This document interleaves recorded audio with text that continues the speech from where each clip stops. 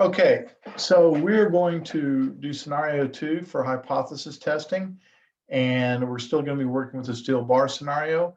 The difference this time is we're going to be working with actual data values, which means we'll have to use part 6 where it says enter data of the recipe. So we're going to use part 6 where it says enter data, and we haven't done that. So here we go. A steel supplier claims that their bars have an elongation of 40%. So we have a claim of 40%. It's probably important. Under a stress of 10 metric tons. A random sample of 12 steel bars, so this is my N, this is my sample size, was taken from a warehouse and the elongation measured in percent per 2 inches determined. These were the observed values. We have 39%, 41, 35, etc. Is there evidence that at a significance level of 0.01, so basically they're telling us our alpha level right here is 0.01, to demonstrate that the elongation for the steel bars was different from 40. This is a key word. Okay, so our claim was it's 40, so mu equals 40, but because they use the word different, different is not less than, different is not greater than, different is not equal to. So our alternative is mu does not equal 40%. So what is the population thing? What is the parameter of interest? We're looking for the mean amount of bar elongation. So let mu equal the true population mean for the percent of steel bar elongation. Conditions. In the previous video, we went through them more detailed, and for here, we can just say that they are assumed. I do have them written out and drawn. A random sample was given. There were 12 bars, and so that's our sample size of 12 divided by 0.1 is 120. So reasonable to assume that there's 120 bars. And then I ended up, because they gave us data, I needed to check to see if it was reasonably symmetric. And our box plot is, so it's good enough to move on. We write out our equation, and our equation is simply T equals X bar minus mu S divided by the square root of N. And the reason I'm using a T is because they gave me a list of data, and that's not the entire population. They told me that that was a sample. So I have a sample standard deviation. And so my standard deviation is going to come from the sample. And so I'm going to have to use a T because anytime there's a sample standard deviation, we have to use T. Now, the problem is I don't have those values. So I'm going to have to go to stat edit and enter them. So I entered 39%, 41, etc. into stat edit.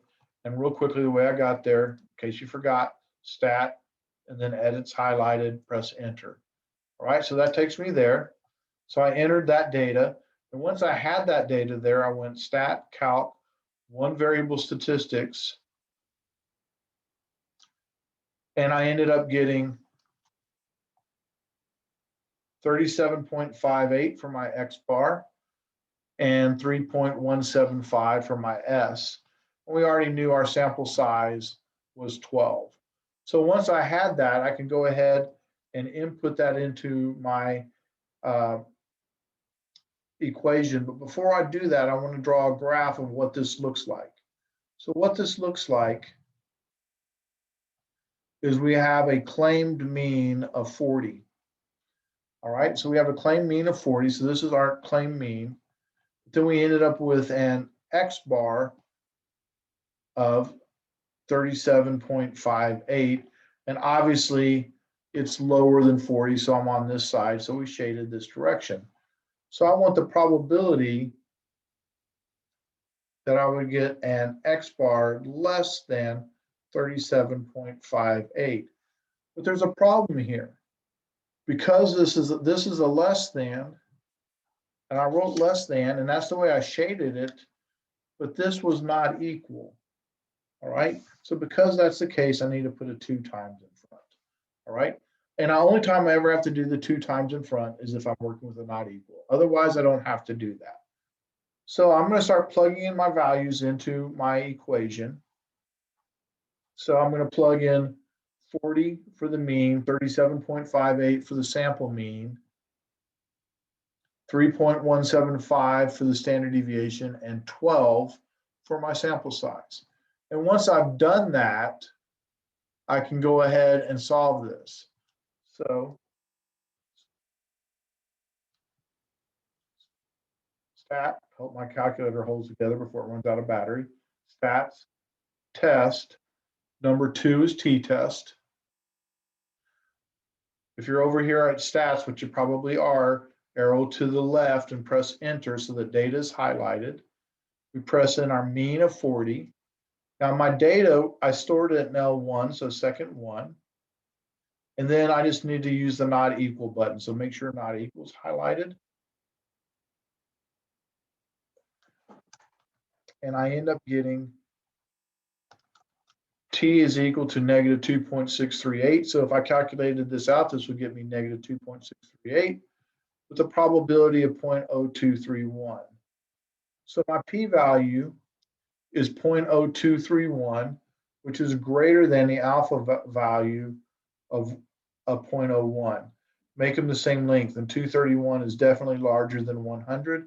We failed to reject the null. Make sure you always say what you're failing to reject. You don't, okay?